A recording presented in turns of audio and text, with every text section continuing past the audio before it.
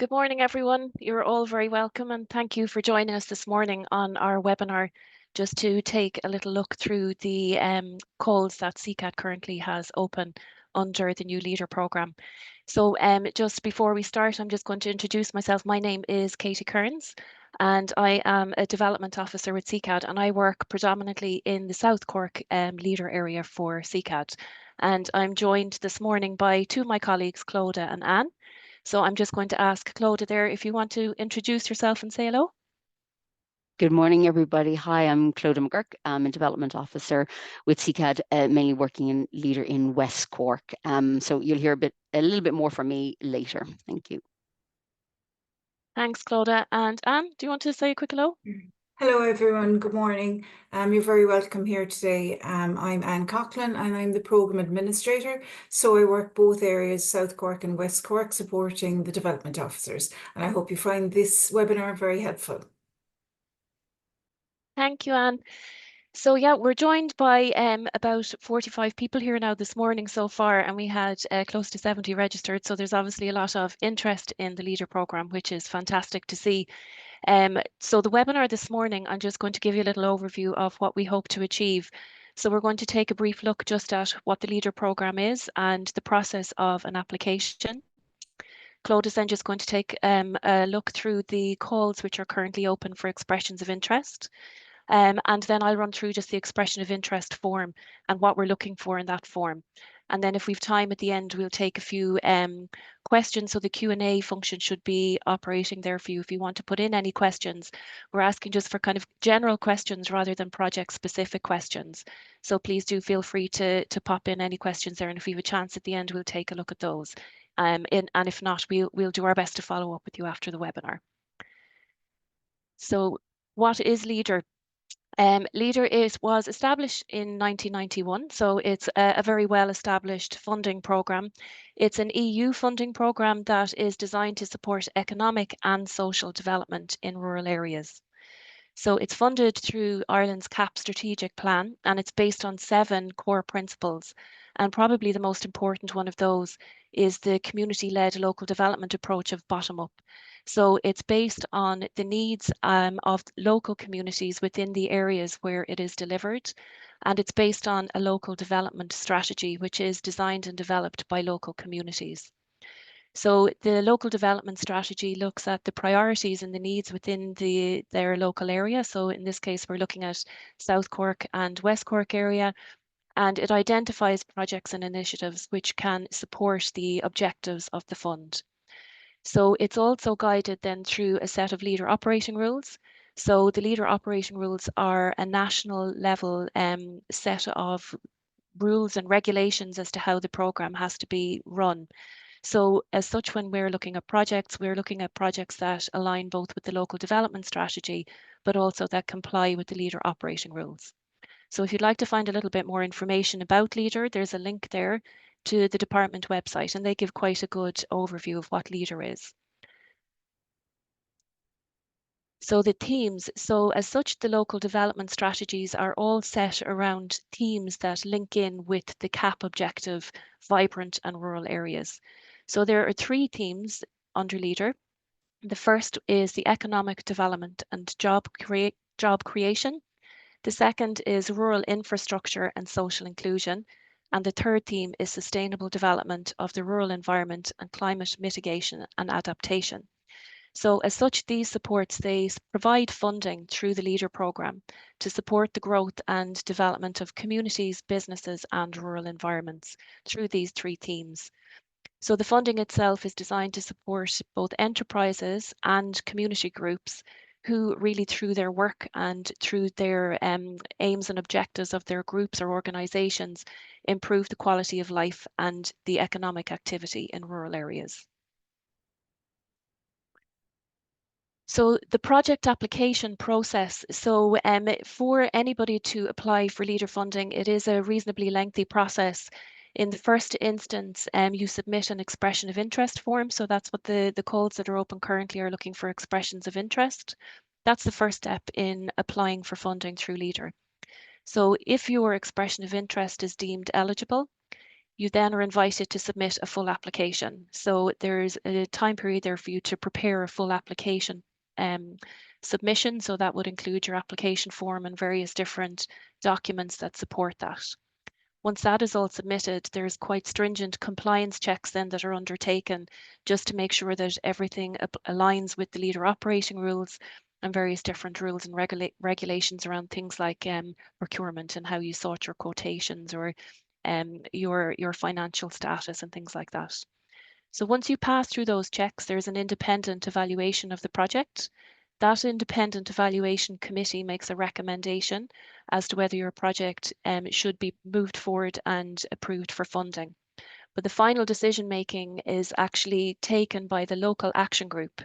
So in the instance in Cork with SECAD, that would either be the South Cork Local Action Group or the West Cork Local Action Group, depending on where your project is located. And they're the final decision makers in terms of the funding being awarded. And then assuming that your project has moved through all these stages and has been awarded funding, you're then issued with a letter of offer and a contract. So that's a very important document. That's the document then that is has all of the various different rules and regulations in there around how the project must be delivered and the different criteria that you must comply with then moving forward. So once you have that letter of offer and contract signed, you can then commence your project. So then you undertake your project. It needs to be match financed and bridge financed. So the funding isn't actually drawn down until the project has been completed and a claim for payment has been submitted. So you move through your project stages and then you submit finally your claim for payment. And once you pass through another set of compliance checks, then it's at that stage that your funding can be drawn down. So that's, I suppose, the most important message is just that a project can't have commenced until you have your letter of offer and contract signed.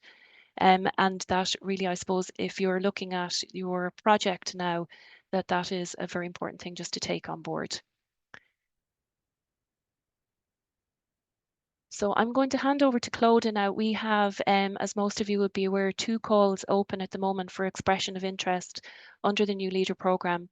One is open under the Economic Development and Job Creation theme, and the second one then is under the Rural Infrastructure and Social Inclusion theme. So Clodagh, if you're there, if you want to take a run through those. Thanks very much.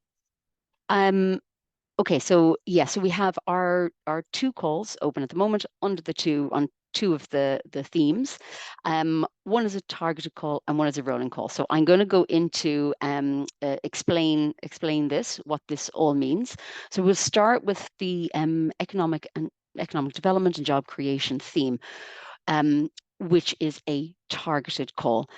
When we say targeted call, we mean that it is competitive, it is time limited, and it's set on a very set criteria. So for this call specifically, we're looking that for all EOIs to be submitted by the 31st of January next year.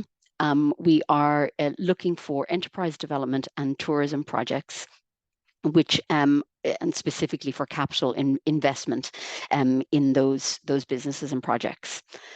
So the grant range that we're looking for, that we're looking to support, is between 40,000 and up to a maximum of 75,000 euro, with a max grant rate of 75% of the total project costs. So for these projects, we're looking to support projects which can demonstrate how they are supporting local employment, either through creation of employment and sustaining employment, and how they are contributing to the wider impacts and benefiting the wider local community. So I'll go a little bit deeper into this. So specifically, sorry now. Moving on. Sorry, frozen now. There we go. Great.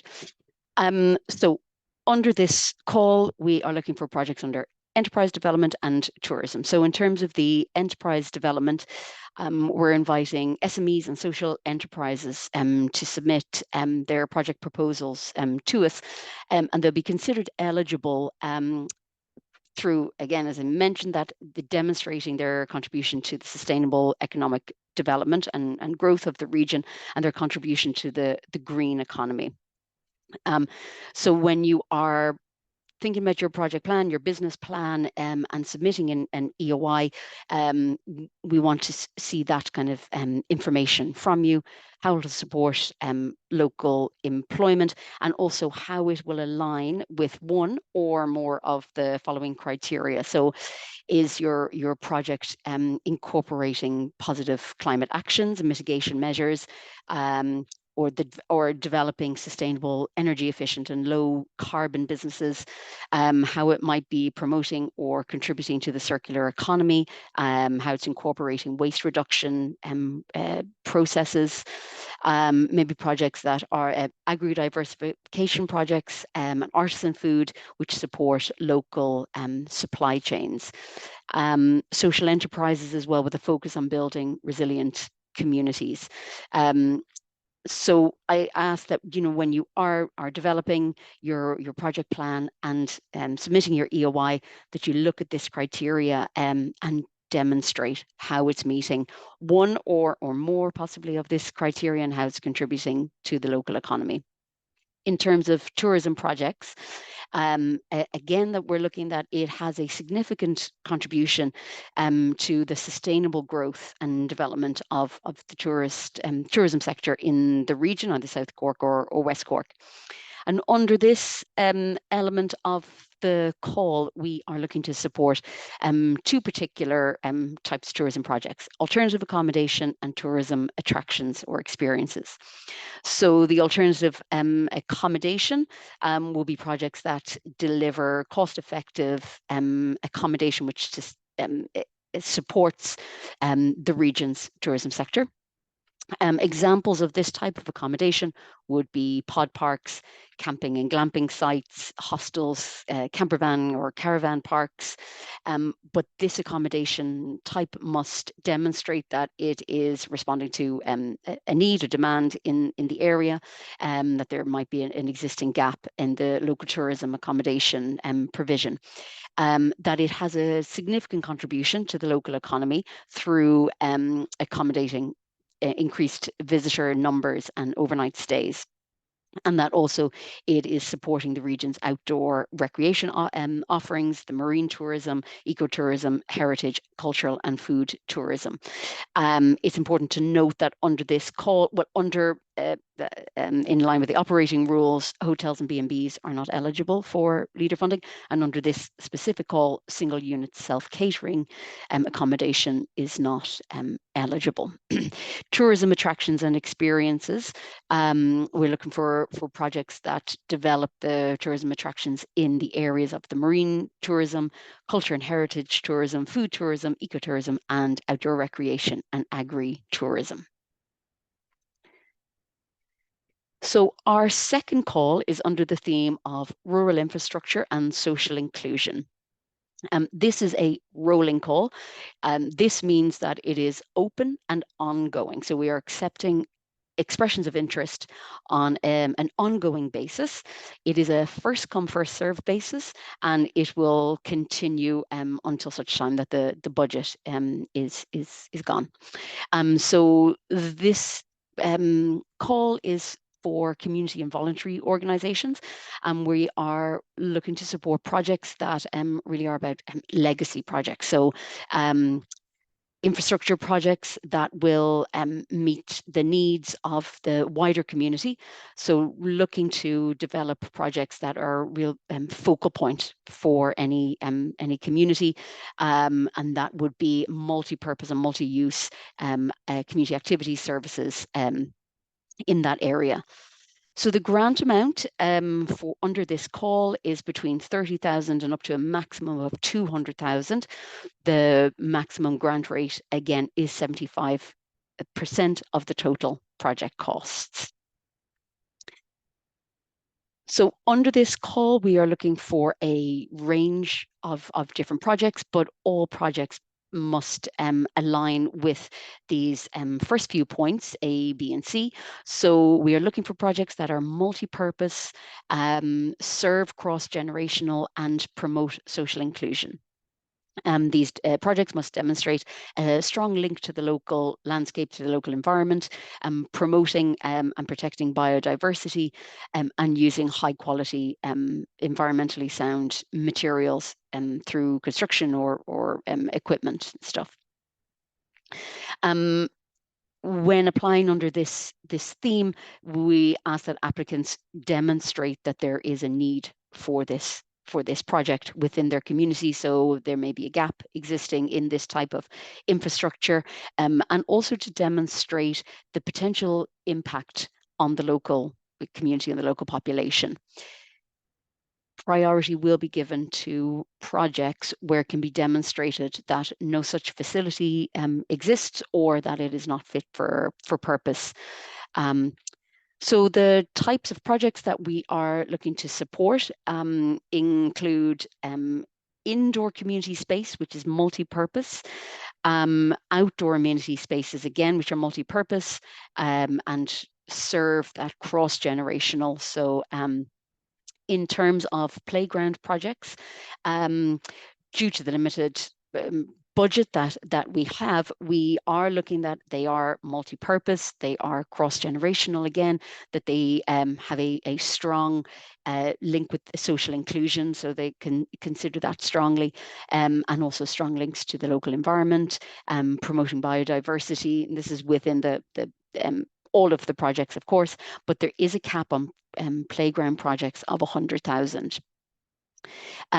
Also looking to support trails and walkway projects, but with the potential that we ask for those type of projects to be accredited trail on the National Trails Register. So we are asking applicants to think about how it impacts the wider community and the region as a whole.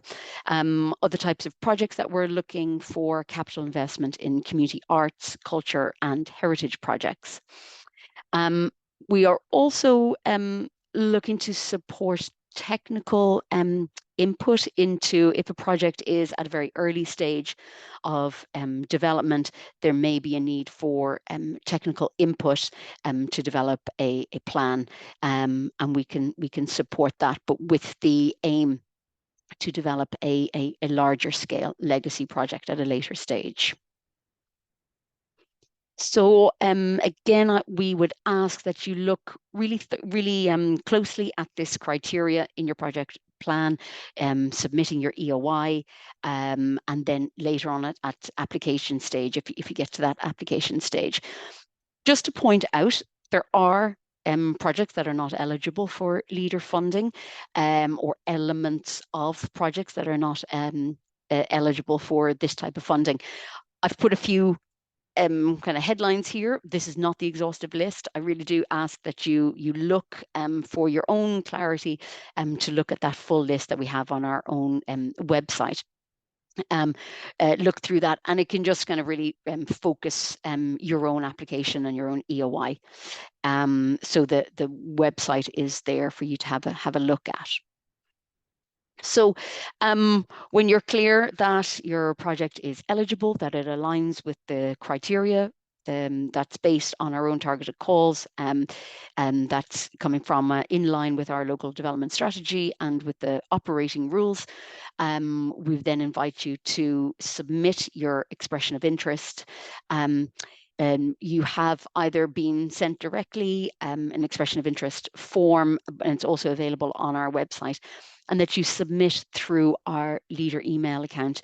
That is the most effective way to so that we can manage the submissions. And please don't hesitate to contact us at any stage, at very early stages, while you're writing up your expression of interest. Please do get in touch with us for any guidance, any points of clarity.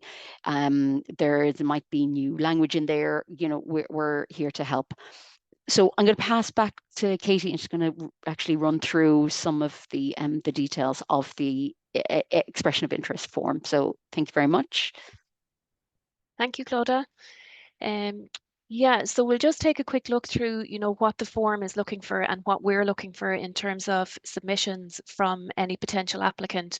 So I suppose the first thing to point out that sometimes causes some confusion, that promoter is referring to the applicant. So it's referring to you if you're applying for funding through Leader. It's a word that is used for the applicant within the Leader program. So just looking here, a lot of this is very self-explanatory, but the project name or title there, just to give us a kind of a short, very short kind of synopsis title there as to what you're hoping to achieve. The promoter's name. So this is quite an important part of the form. So that's looking for the name of the organization or of the business that is submitting the EOI. And that should really be your legal name. So be that your kind of the name that's on your tax documentation or on your bank statements. That's the name that needs to go into that section of the expression of interest. So then obviously there's your two tax reference numbers there that need to go in. That's really so that your tax compliance can be checked at various different stages throughout the application process.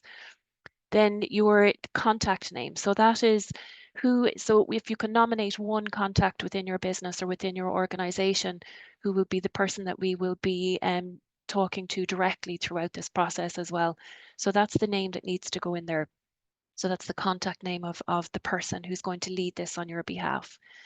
And then obviously your contact details, your telephone number and your email address and your address and air code. So that's the address and air code either of your business and your community organization, if that's where correspondence is to go to, or else of your own address, your own personal address, if you are, say, the representative of a community organization, that if we are to send any documentation or anything, that it will go to your own address there. So that's our way of contacting you into the future. So then this is the promoter type. So this is what type of applicant you are.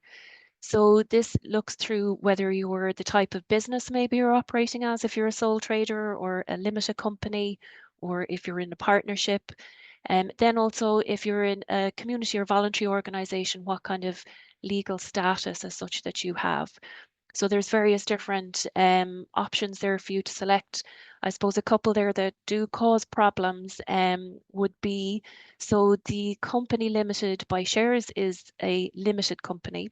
So that's generally your business or your enterprise type project.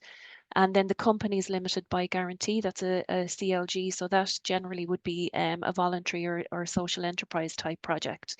But if you have any questions and you're not 100% certain on any of these, as Clodagh said there previously, do just send us through a quick email through to that leader@secad.ie website, and one of us can come back to you fairly quickly. They're fairly straightforward questions usually that we can answer quite quickly. So you just need to select that there. And then obviously that section again is quite self-explanatory. If you've received Leader funding previously, just to tick that box. So then this is more than relating to the actual project. So as I mentioned at the beginning of the form, we're looking for the contact details of the person we'll be working with in relation to the project. This is really important then. This is relating to the project itself. So the air code is really important that we have the air code. If you don't have an air code, you can use the project coordinates. The reason for this is just for us to be sure that your project is within our area of coverage. And if not, that we can send you to the correct implementing partner or the correct company that's looking after your area for the Leader program. So just to make sure that you put in those details for us. Then obviously whether you're in a Gaeltacht area or in an islands area, just to tick those boxes as well. Your estimated project costs. So this doesn't need to be kind of a very exact cost here. We're looking for estimates because we understand that most projects at this stage have not gone out to get full quotations, but they might have an idea as such as to how much the project is going to cost. So it's an estimate of costs here. It doesn't need to be exact at this point, but we would ask that you try and keep it as close to realistic costs really as possible. And then the Leader funding required for the project. So in here, you'll be putting either the maximum amount there if it's something that is capped and you're going above that, or it will be the 75% of your cost. So it's whichever is the lesser, either the cap. So say, for example, with the community projects there's a cap of 200,000, or else it will be the 75% of what you've put in there as your estimated project costs. Then you need to put in other funding sources. So how are you going to meet, say, the deficit? So either your 25%, for example, or if there's a shortfall, what other funding sources are you going to have in place to make sure that you can complete this project? So that could be your own fundraising that's already been completed, or bank loans, for example, or donations. So that's, sorry, what you need to put into that box there. And then obviously if you are a farmer, just to put in your herd number, your herd number, or any other identification numbers that you may have there if you're a farmer. So this section again is really important for us. We're not looking for a full project plan or anything like that, but a good description of the project. So really outlining what the project is, what you're hoping to do, what the investments are going to be, and then aligning it with the call criteria. So how you meet with the criteria and the calls there that Claude has just gone through, so that we can see that you're looking at the various different aspects of those calls and how you meet them, because that'll help us to look at the eligibility of your project. And then also just to give us an idea of what the impact would be if the project goes ahead.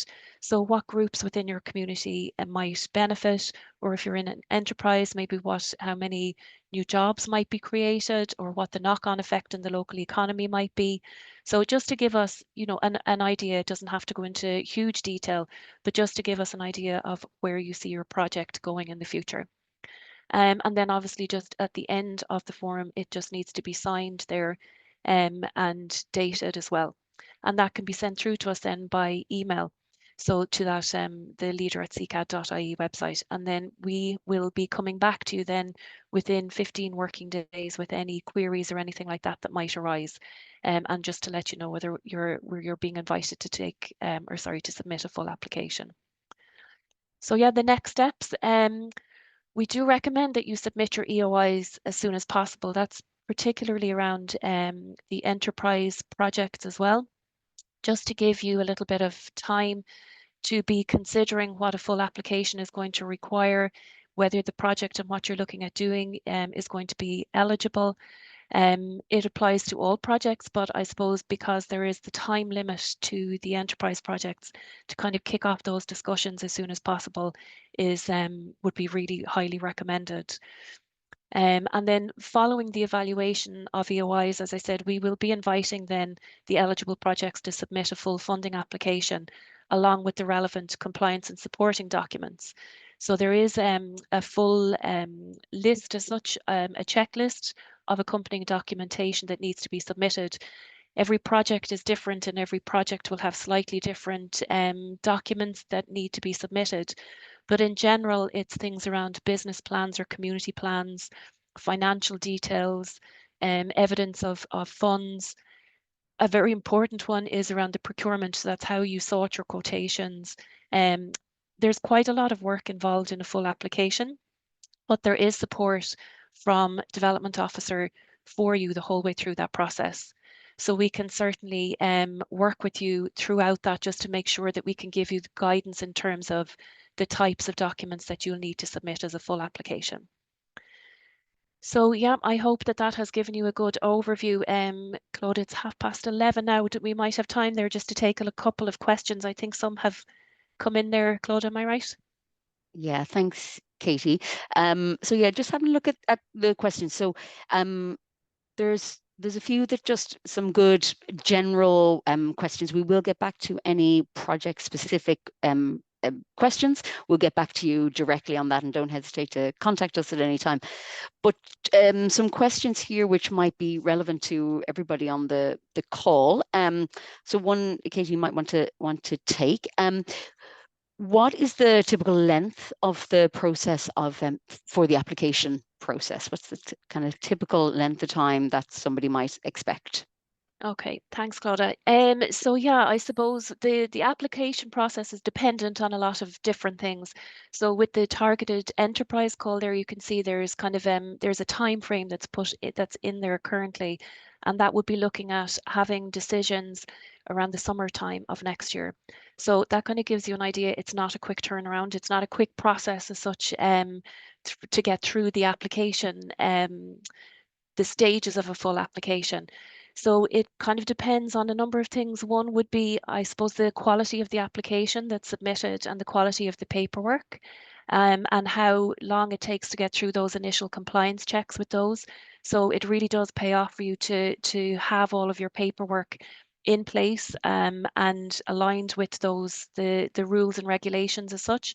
That can certainly speed up getting your application through. It also depends on, we are tied into those lag meetings are set throughout the calendar year.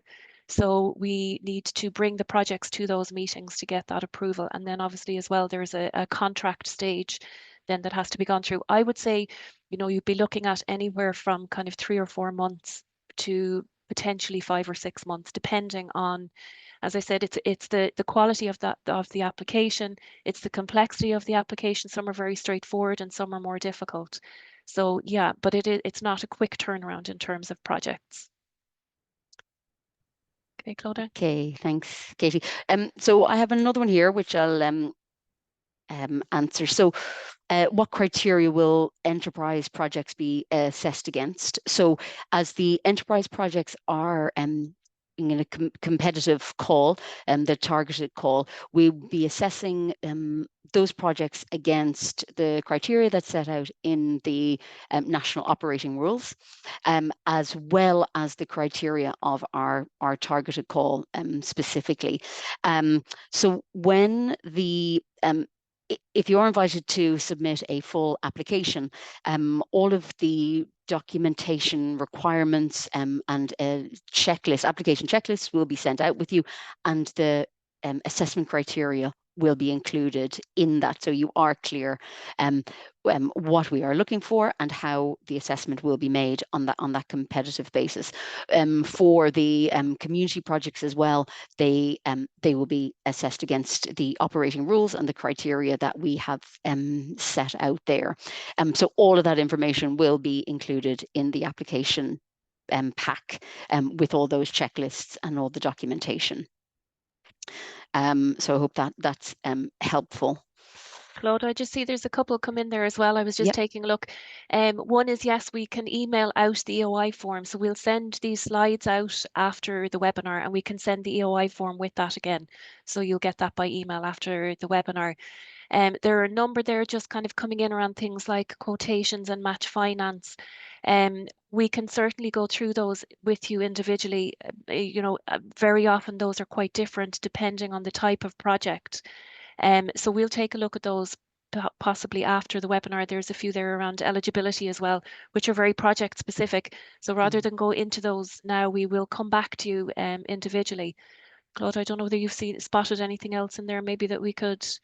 I think, again, just as you say, they're kind of project specific. So it might be worth an email, and maybe we could arrange a call as well, if needed, to have that kind of full, be good for us to understand what your project proposal is, and then we can answer a few more questions directly. I just saw one there actually around match finance. So just to say, the match finance, so that is leader funding does not fund a project to 100%. So the maximum amount that it will fund for capital investment is up to 75%. So the applicant needs to be able to show that they will have 25% of the project cost. So that is what the match finance element is. Now, obviously, if your project goes above the thresholds that Claude outlined within the targeted calls, you need to be able to demonstrate your match finance requirement then might go up above the 25%. So it's the element of the project that won't be funded through Leader that you need to show how you might be able to finance that. So I hope that explains that question. We okay, Claudia? I think looking at the rest of them, we might come back to you individually on those.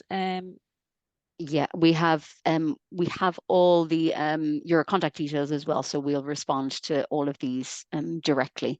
So thank you for your questions there. So we did aim to keep this short, so that this webinar you could either look back. It is recorded as well, so anyone who wasn't able to attend today will be able to use this webinar as a tool just to guide them through the process. And so we shall leave it there. We'd like to thank everybody. Thank you so much for your interest in the Leader Fund. Thank you for attending today. We will be back in touch with everybody who's left a question there. Again, please do get in touch with us with any further questions at leader@secad.ie. And we look forward to working with you further through this process. And thank you again. Goodbye now. Thank you. Thank you.